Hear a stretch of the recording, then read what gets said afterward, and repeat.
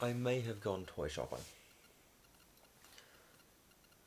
So when I did the Waitavita tramway, I used the gear I had, with the exception of the pack that I bought, but side issue. And my pack was heavy, so if you've watched the vlogs you'll see that. The cooker I used was my MSR Whisperlight and my stainless steel billy. Not the best combination when you're doing it overnight by yourself, it's heavy. The MSR is an incredible piece of kit, very very powerful, and because it's liquid fuel it maintains very high degree of performance in cold weather and at high altitude. Now most of the trips I do or have planned are either going to be cold or at low altitude. So the bulk of them I need something lighter and more compact than the MSR. So I've just bought this. As the title of the video implies, this is a Primus Microntrail stove with piezo igniter and regulated valve. I didn't actually know it had the piezo igniter until after I actually bought it. I carry lighters and things anyway, so it's not an issue. So for comparison, on paper, this cooker is 92 grams. And it feels very solidly built, which is pretty cool.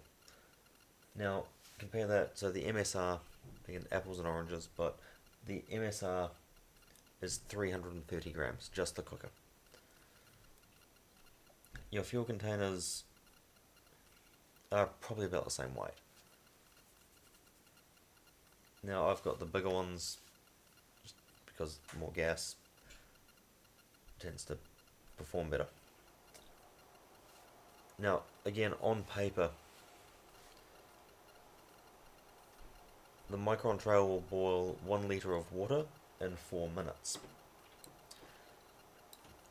The MSR, on paper, will boil 1 litre of water in 4 minutes. With that stainless pot with 1 litre of water, it took 5. Just under, but 5. The MSR is faster, it's less than 4 minutes, it's around the 3-minute mark.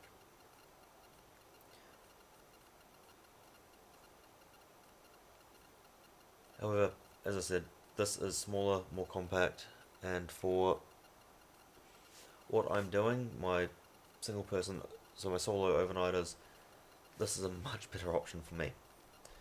The problem with gear is it depends on what you want and what you want to do.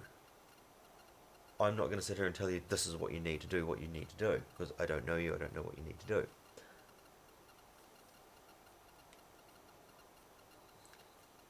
It's a lot simpler to use than a liquid fuel. You screw it onto the canister, open the valve till the gas comes out, hit the piezo igniter, and you're away laughing. Which I'll do shortly. This regulated valve gives a great deal of control because it is a regulator rather than just a needle valve. Any variances in pressure on the cylinder due to temperature drop or when it starts running a bit low, the cooker is going to be less affected. Primus claim this cooker top, or this cooker unit, is very resistant to wind, and we shall see later on. That'll be another video. And as a setup,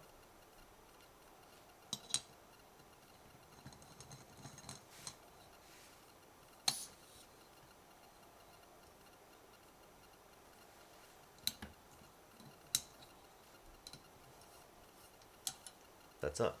And then boom. So that's very, very low. A little bit too low. There we go. And that there gives you a very, very, very low simmer. Getting this level of control on a liquid fuel takes 2 valves and adds to the cost and complexity. This one runs about 140. The Whisper Light is closer to the $200 mark. I believe it's about 190 or thereabouts. These canisters are about $8.50 each.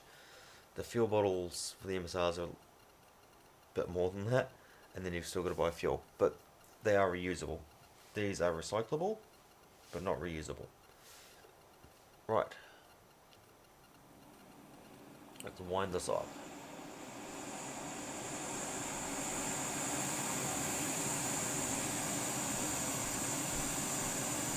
So, hugely powerful.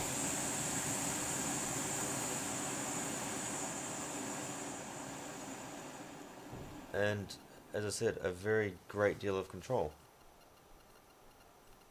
And I'll turn that off.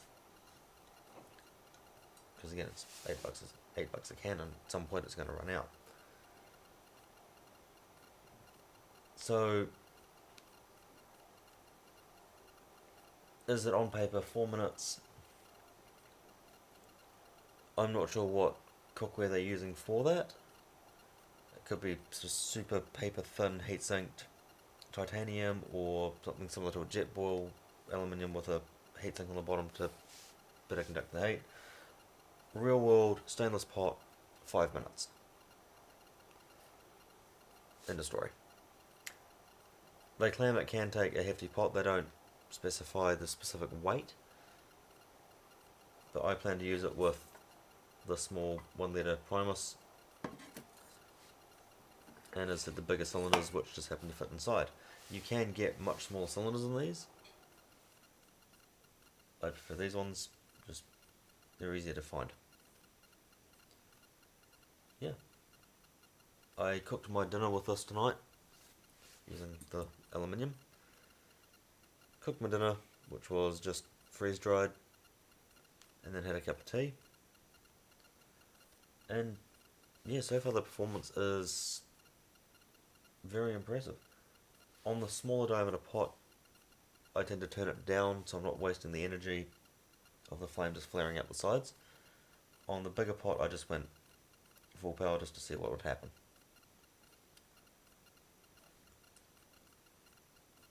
But it performs brilliantly on both, and I'm looking forward to taking it out and using it. So yeah, thanks for watching.